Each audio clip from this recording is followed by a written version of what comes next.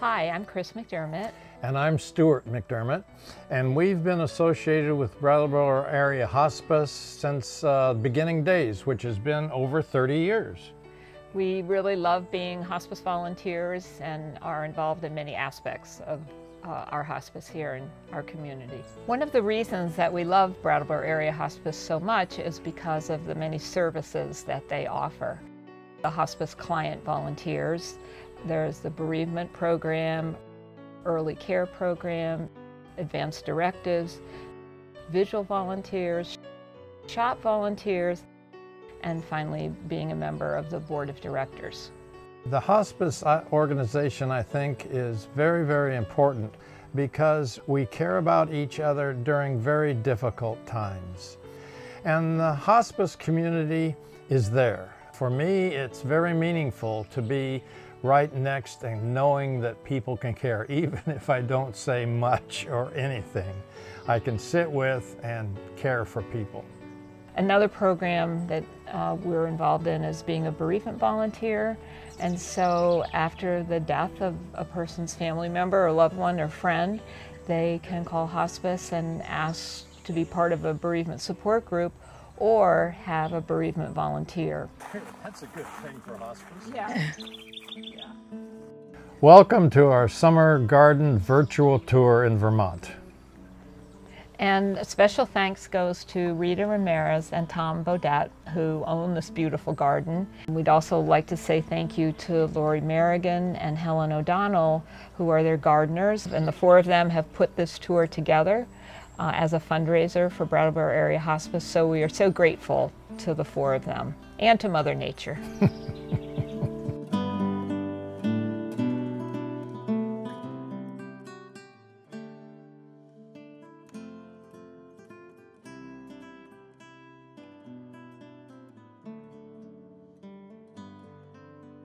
Hi, my name is Rita Ramirez and welcome to my garden. Today we're going to take you on a walking tour through the garden, point out some of the flowers that are really special to us. We've been working on this garden for 8 years and it's evolved and it's been a great labor of love. Welcome. This is the gravel garden, which at one time was all grass. And we decided to turn it into something a little bit more interesting. So we took out all of the grass, pounded everything down, laid down the gravel, and then Helen just went at it. Well, I would just add that when we started this beautiful hydrangea here, Quick Fire was one of the few things in the front of the house, and so we added 4 more hydrangea Quick Fires, and they go kind of burgundy in the fall, and that reflects the colors of the house. That's really beautiful.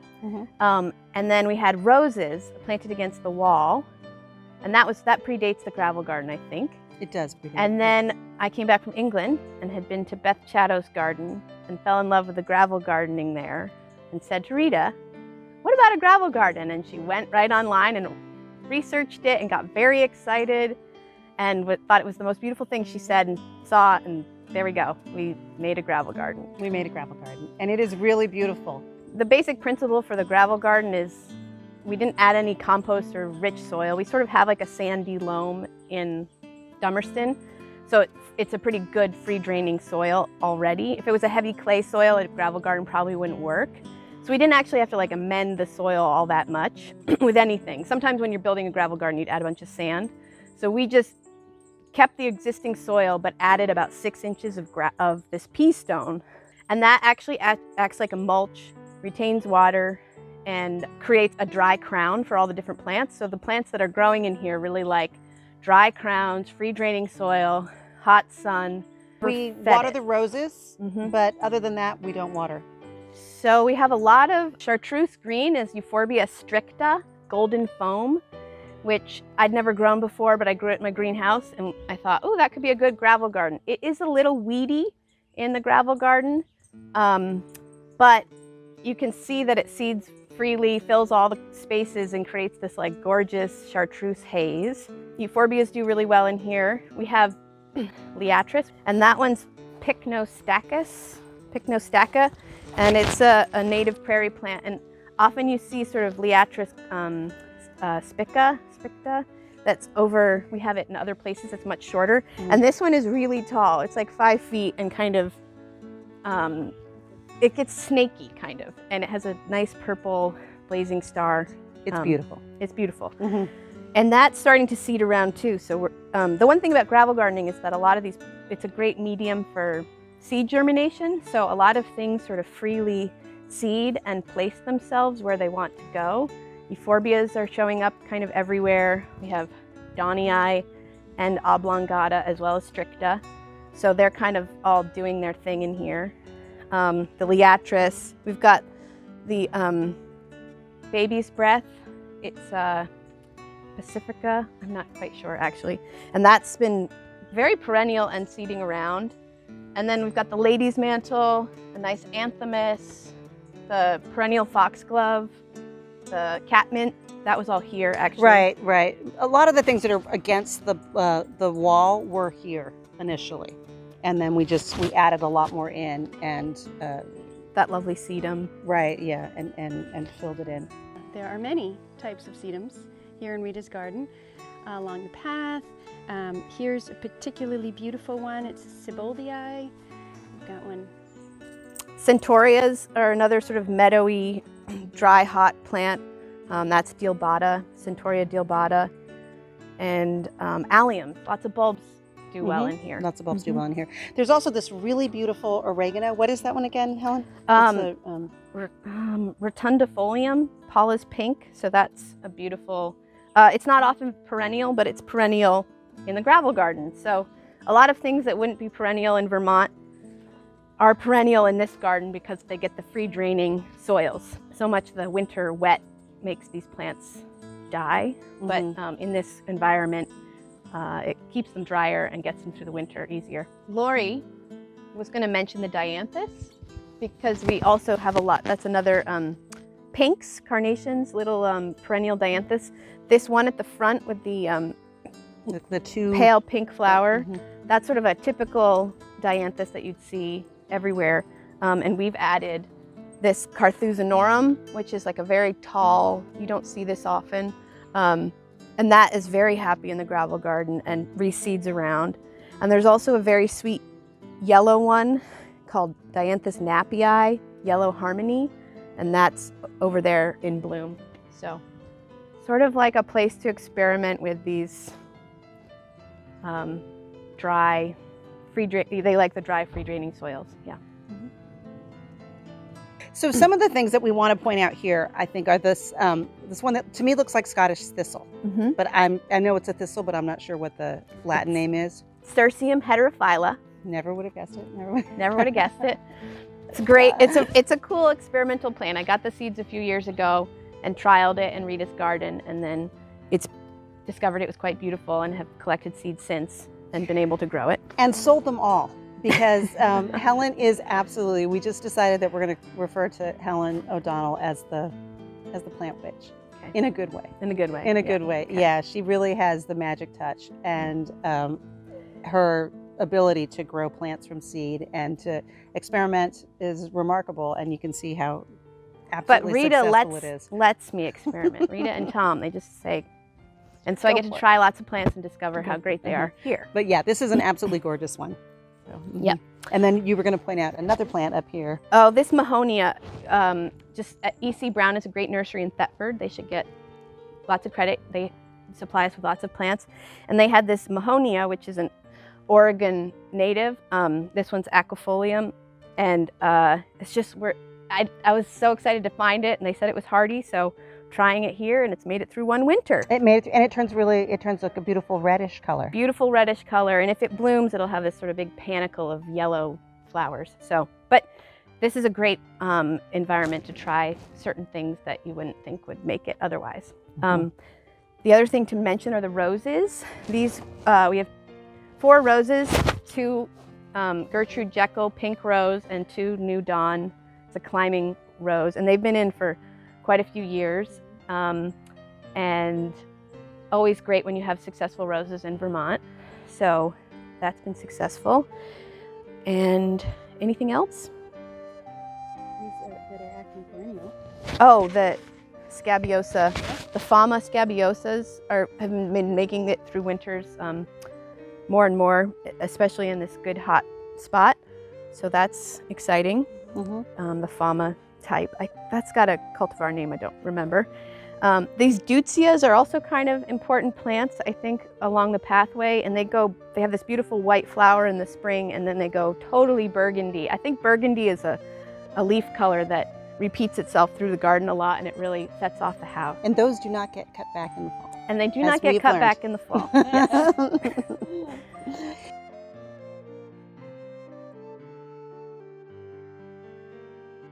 Tennessee Echinacea, beautiful.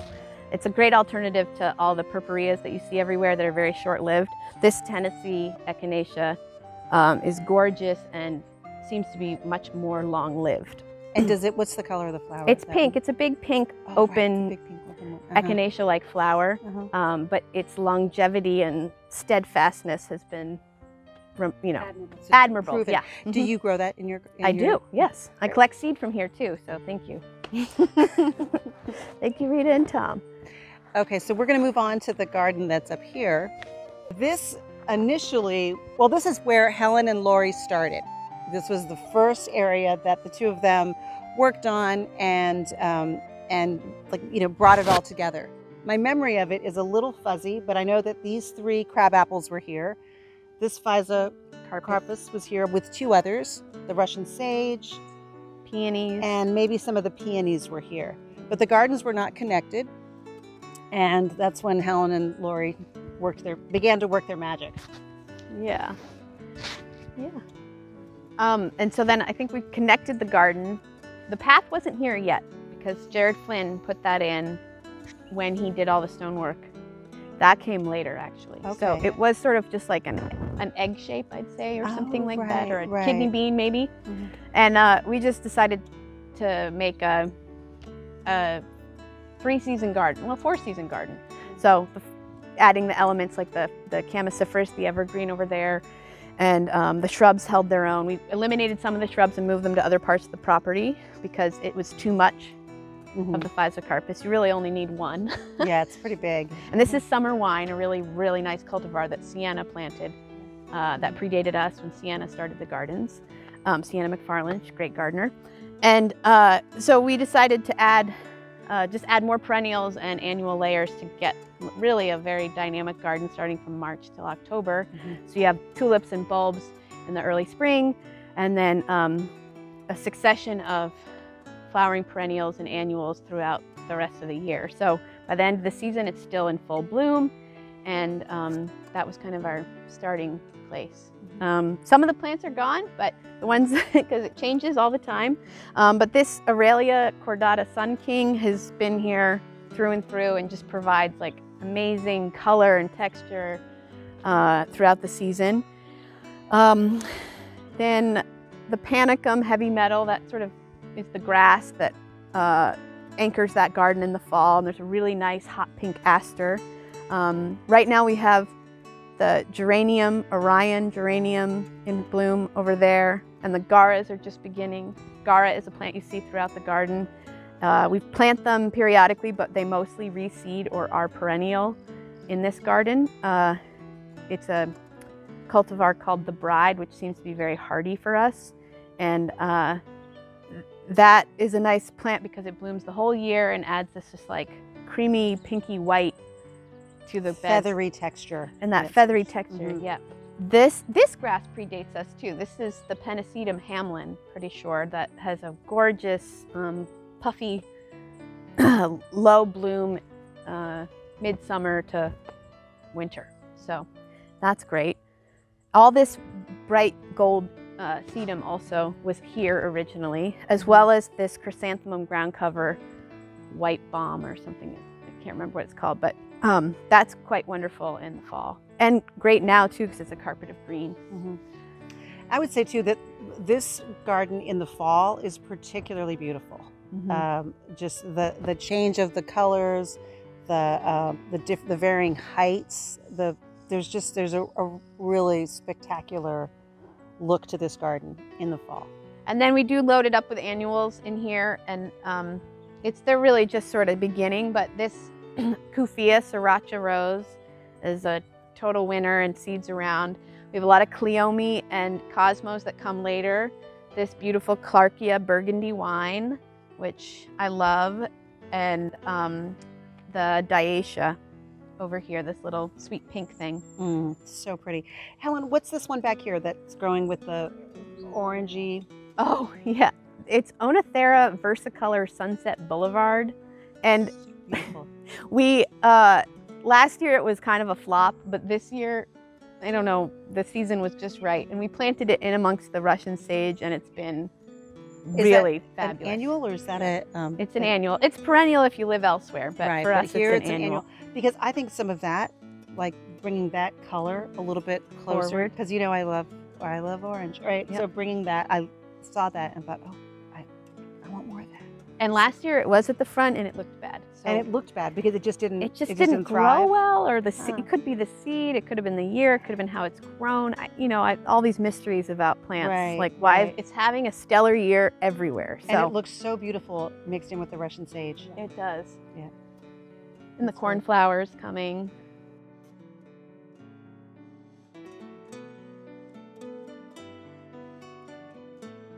Jared Flynn, local stone mason and really a master, installed the majority of the garden walls, and the stonework is done by him.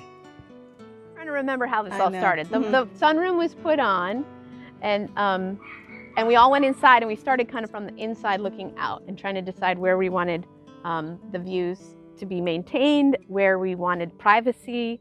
And I remember Tom specifically was like, I want to see out to the meadow and I don't want to block it, because I think my tendency often is to just like plant big and create, like, I don't know why, but so I was like, okay, no shrubs in front.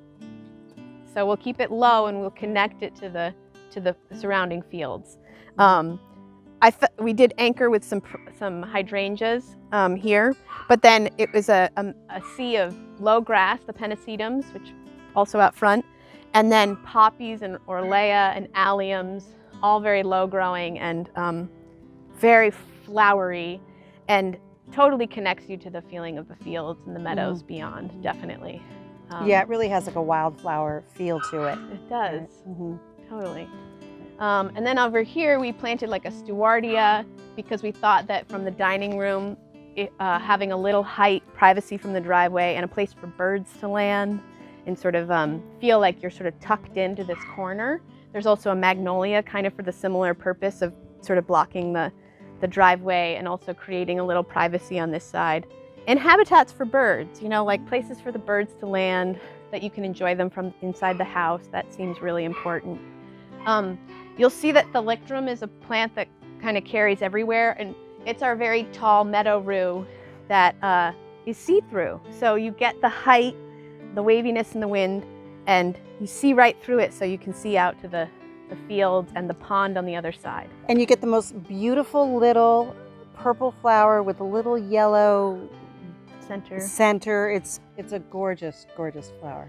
Fun to garden with Rita because she loves strong color. So she always is saying, I want more orange. I don't think there's anyone I've ever gardened with that wants more orange. So I'm thrilled, like more orange, okay. More orange, yes. So the orangier, the better. Rita's color sense and style is very inspiring and very motivating in this garden. Thank you. So Reseeding Annuals is a big part of this garden. We've periodically will bring in new rounds of them, but foxgloves, these are all seedlings at this point. We didn't plant any of those. And then poppies, I think in the first couple years we planted a few trays of poppies early on, and this year we planted no poppies. So the seedlings have perpetuated. This is a really good place for them to do their thing because we don't mess with the soil all that much. And the perennials that take over after it's done just leave enough room for them in the springtime. So it's like they have a lot of room in the spring to do their thing. They kind of die back and the grasses take over. So it's a true succession. Look at the beautiful sea of poppies and orlea, which is breathtaking. Morning, afternoon, evening. It's absolutely gorgeous. It makes you want to just sit out here and stare at it. And when the breeze comes through and it flows, it's really something.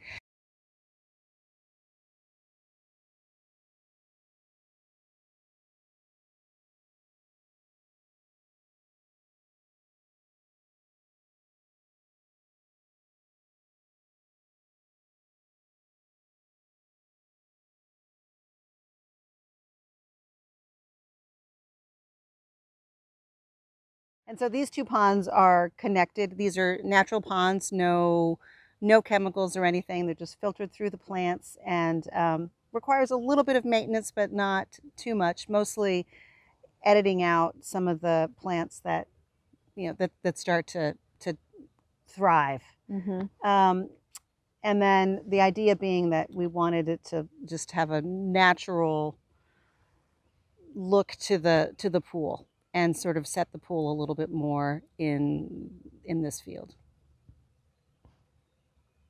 You and Tom, having lived in Alaska, wanting to bring that water element up to the hayfield, the top of the, so you have bringing the water and the sound of the water. I think that that sound of the water where it cascades down to the lower pool is really important, right? Yeah, and it's a really lovely, it's a really nice to hear that, nice to see the water. This freezes in the wintertime, so it just, again, it adds more texture to the garden at all times. And it's a lovely place to come out and sit. And habitat, I would say, too. And habitat, exactly, yeah. There's, of course, frogs, all kinds of different birds that come, and yeah.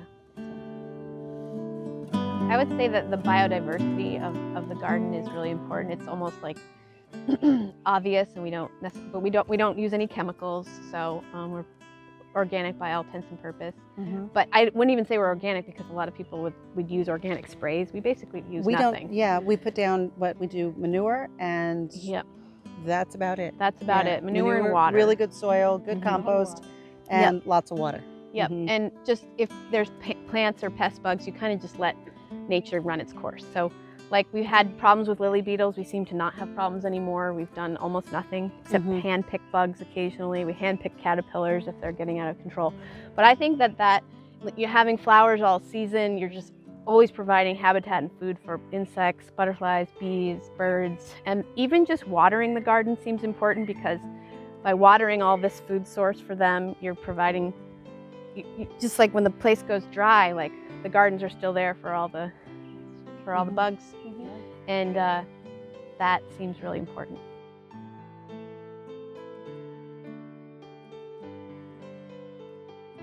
Somebody asked me about this garden the other day, and they were like, "Are there any natives?" And I actually went and looked. We have a ton of native plants in the mix, so there's like a very sort of tropical feeling and very floriferous, and lots of plants that are non-native that are really showy, but we have tons of native plants in the mix, including this bog cranberry, and it just perpetuates along the edge of the pond kind of as an understory plant, and fruits, and it's beautiful and spreads and is very happy kind of living underneath all of these other plants. Yep. Other natives are like this Asclepias tuberosa. It's a U.S. native anyway. I don't know about New England. We also have Joe Pies that sort of seed around everywhere. Lots of Joe Pies. Lots of Joe Pies. The elderberry that seeded in probably on some fill. We have no idea where it came from, but we've just let it be. We may move it, but and phlox and bee bombs and panicums. These are all sort of U.S. natives, and New England natives too. So what's this flower here? This is Lychnis chalcedonica, the Maltese cross, and that is just a beautiful red flower. It's gorgeous. I think of this garden as the red-purple garden. Red, orange, purple. Yep. And here's the verbena that comes back every year. It seeds around. Some of them are perennial periodically. Oh yeah, and so the self-seeding also, this is Bupleurum Griffithii. We planted it 1 year, and now it's kind of just mingling everywhere. More garas, poppies. We've put dahlias up in this garden too. So this one is just a nice red dahlia. I don't know the name of it anymore. And the zinnias and the Great Dixter tall marigold cinnabar. So beautiful, yeah. Is kind of a orange-red feature. And then you see the thalictrum. And then the thalictrum, which is kind of all around us. And it may have too much of a presence this year, but it is. It is gorgeous. We're going to let it all flower, and then we'll make a decision. Yeah. This is the elderberry? That's the elderberry that just came in as a seedling. And so it's massive. It may be too big for this spot, but I think we all have that sort of philosophy that we're gardening with the natural processes. So things show up, we work with it. Things die, we work with it. It just, it's kind of an ebb and flow. Every season feels really different up here, I think. It really does. Other interesting plants, Centranthemum pineapple sangria. Smells like pineapple. It's purple, little sort of mum-like flower.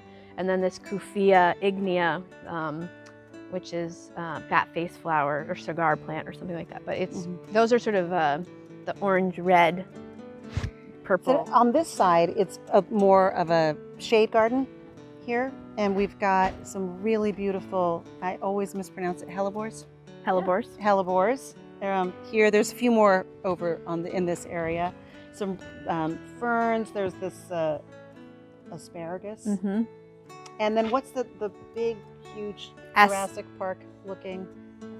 Astilboides tabularis or something.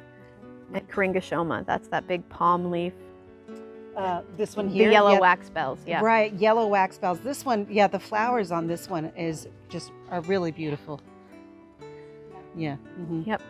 This pot here is made by local artist Steve Proctor, and it stays out here all year long, and it looks beautiful when it's stark, and then the snow comes in and it gets partially covered. It looks glorious in the springtime when there's not a lot around it, so you really get to see the whole structure of the pot. And then this time of year where it's sort of tucked in, and I feel really fortunate to be able to have that out here and to see it year round. And right now that blue allium, that little blue globe, is Allium azurium. So that's sort of just a blue allium. It's so beautiful. And it's blooming with a coral zinnia and the chartreuse of the bupleurum that's sort of self-seeded all around. And then the Ehrlichnis,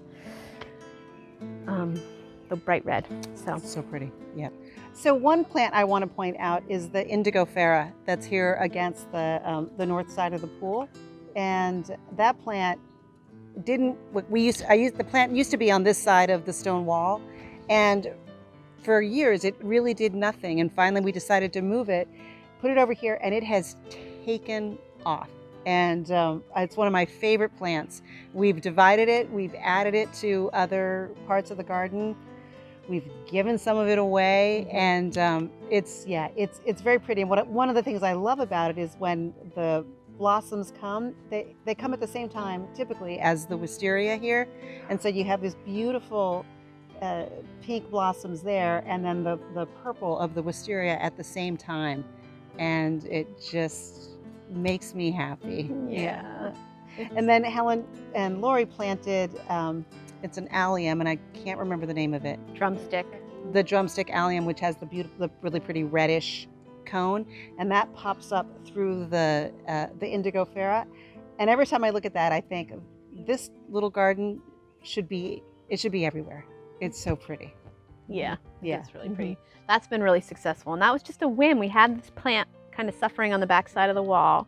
We knew we needed to soften the stone of the pool, and so the plant's actually planted right at the edge, but comes out a foot or so it just like softens the edge. It loves the heat of the stone. It when you're in the pool and you can look up into the flowers dangling down at you. I mean, it's one of those kind of like most serendipitous things. Like I never would have found that plant. It's hard to get. Right. Rita already had it. Right. And I actually ordered it from a nursery in North Carolina. I ordered 12 of them. I think 8 survived the first year, and then kept surviving but not thriving. And then when we moved them over here, they completely took off, and now we've got enough to divide. Yep. And that's more of the Gara that we've talked about That before. we have up front. The bride, and it seeds around. It's definitely a feature of the fire pit garden, which is pretty wonderful Rita and Tom wanted a no-mow lawn area, so it's not even close to a lawn, but you definitely don't mow it. You definitely and we don't do that much maintenance in there either. It's a lot of, again, never had compost, never had any water, ever. And it's thyme and carex and Amsonia, Brisa, Gara, Calendula, fescues, all these things that like it kind of hot, dry, and to be a little bit ignored. So, although I do water it. You do water it? I do water it. Oh, I didn't know that. Yeah. That's When what I'm out with the hose, I usually give it a little drink. A little bit of a drink. Okay. Yeah. Listening that this sort of rock formation is right now one of her favorite spots with the foxgloves and this bright grass, which is Milium effusum aureum. And that's when we started from seed and it looked like nothing, remember, early on, and now it's just now it's this. It's just so glorious, right? Yeah, just this, and the light is always kind of coming in and catching it horizontally somehow because it never gets overhead. You know, it's like always, you're always seeing through those grass heads. And then this view to the pool is so beautiful. I remember trying to make it a garden and Rita was like, no, put the grass back. We need a grass path. I was like, okay, like that. I love that. It's a great place for dogs to sit and watch you while you swim. Watch over you while you swim. Right. It's so sweet, and it's exactly how you want to get to the pool. It is exactly how you don't want to go that way. No, you don't want to. That you naturally don't. You want to naturally walk this way. Right. Yeah. The wisteria has. I'm just learning how to prune the wisteria to get it to blossom, and I feel like I've finally reached a point where I've arrived, and it requires pruning twice a year, and it also needs to be unwound and stretched out. And my goal is to have it eventually to cover the entire pergola, so that it can be shaded when we're out during the daytime. But I give Rita full credit for the wisteria. I didn't think wisteria bloomed in Vermont particularly, so Rita got determined and she did all the research and did all the work, and now it blooms every year, and it's amazing. Yeah, we're just past the blooms, but you can see how they're still on the vine. The lilies hanging over the wall, this was sort of like, what do we do here? We took the Indigo Pharah out.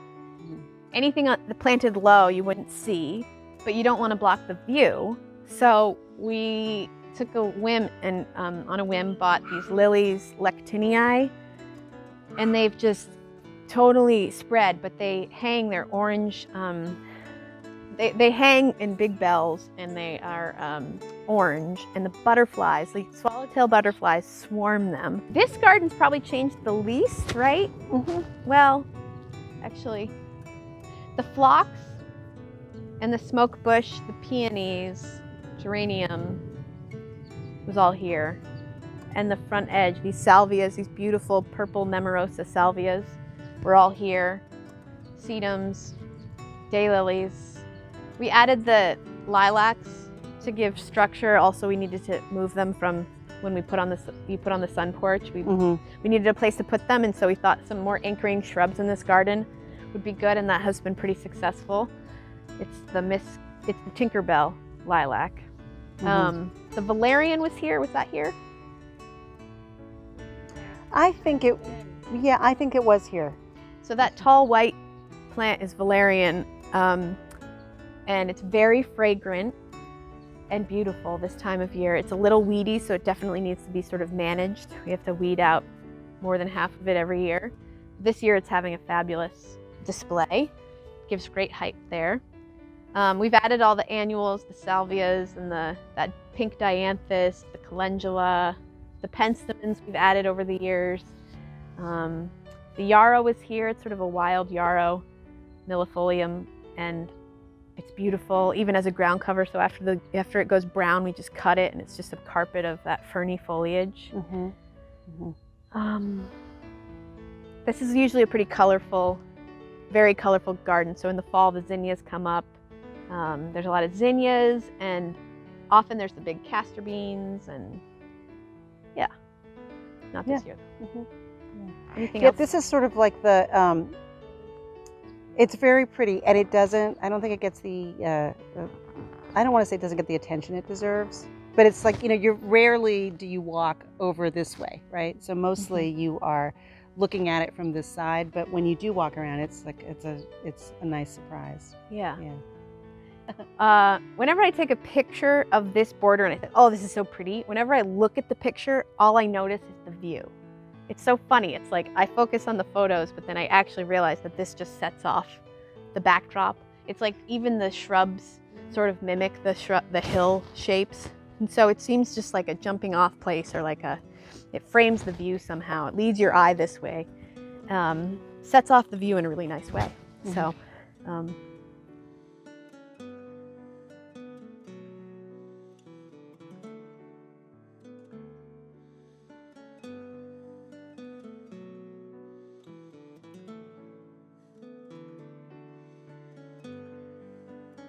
So here we've got the lilies and then the allium that's planted, that's mixed in with them. And then over here is one of my favorite parts of the garden. Is the fire pit garden, and it's got this beautiful Amsonia, which it's such a gorgeous flower. And what I like about this, like as Helen mentioned, it's very drought tolerant. And it's got some more of the Gara here, and then this what's this grass here? Blue fescue. Blue fescue. Yeah. Blue fescue. And I would just say one thing that's been really interesting about working here is that, like, the Amsonia blue ice was planted at the front of the pergola, but it didn't quite get enough sun, so it didn't bloom. And so we moved that, as well as all that geranium on the backside, from that garden, from the pergola bed. And here it's really flourished. You know, it's like just like reimagining, if plants aren't working in a certain area, just like trying to give them more of what they want, or experimenting. Maybe it would have been a flop, but it was very successful. And I like how in this garden, all the pathways, we let so many plants seed themselves in, so that you're sort of walking through the garden, in the garden, amongst the plants. That's definitely like an ethos aesthetic that we really learned from Great Dixter. We both spent some time at Great Dixter volunteering in that garden, and to experience the garden, you're kind of experiencing the plantings, and to brush past, to have to move a plant aside so you can get through, is a very intimate way to sort of be in the garden and feel the garden. And so we definitely are trying to do that here, where, like, you saw Rita trying to walk through the pathway to the fire pit. You have to sort of walk through the plants, and that's a beautiful experience. I mean, everyone loves walking through a meadow, so letting the plants kind of be where they want and navigating through them is part of the experience and aesthetic, definitely. Yeah, and I would also add that, you know, I don't have a watering system, and so watering is another way to really get to know your garden. Like just to stand out there and to, you know, just admire it while you're watering, and you see things in a different way. If I had a watering system, I would miss so much of what's happening day to day. This other plant that's very interesting and rare is the Toothbrush Plant. It's sort of a vertical grass called Boudilea Gracilis, and I grew it on a whim, never knowing what it would do. And we planted it up here, and it sort of leapt down into the cracks, and it's totally beautiful, and it's so unusual. We came in after all this, everything was built, and it was sort of a blank slate, so I felt like it was our job to soften all these different elements with plants, and I think that that's been the goal, and you know, and that it's a combination of planning things and also letting things happen. The advice I give a beginner is be adventurous, and pack your garden full of plants and just try things, because I feel like there's sort of a snowball effect. Like once you know that one thing was great, then you can try that again and then add the next element. So like the more you learn, the more you try, the more you learn. Like, oh, buy something you've never seen before or never heard of. Like I think people get sort of paralyzed by like, my God, I don't know what this plant is. Just if it looks good, or if the picture looks good, if the description is particularly captivating, like just buy it, try it, give it some love, and it'll probably be great. Or it'll be a flop, but it'll be like one flop of. And I guess the other thing I would say is that I don't particularly like empty space in a garden. Some people do, and so you have to know your aesthetic. And I think our aesthetics are all kind of aligned, that we want it full and floriferous and just in succession so that there's something happening. I think the succession is really important. I love to look out at my garden and see color all seasons and see like the structure, like some of the structural plants that I don't necessarily notice, but they give the garden some depth and some texture, and that continues throughout the season. That's the goal. Yeah, right? You want to have something happening all the time. So. One of the great things about gardening with Helen and Lori is that we get to oftentimes do this, where we sit, we have coffee, we talk about all the things that are happening in our lives, and we talk about the garden. And this is where a lot of our ideas start to take shape. It's where a lot of our ideas become stronger, and it's one of my favorite things about gardening with Helen and Lori, is getting to spend time together with them like this. Helen's ideas, my ideas, Rita's ideas. It's a fun project. Yeah, it's like friendship and plants and gardening and work. It's all together in the mix. And good food. It's all tied together. Yeah. It feels like a really special collaboration in this garden. If Rita didn't have such strong loves of color, it wouldn't be the same. It just wouldn't be the same. She loves orange, and we'll be out shopping and find a plant that's just crazy enough that we think Rita's gonna love this. We've got to get this plant. We've got to try it, even if it's on the edge border. If it's on the border of our zone, and it might not be hardy, we just put it in the gravel garden. Yeah, definitely a collaboration. Unusual and beautiful. So thank you for visiting with us.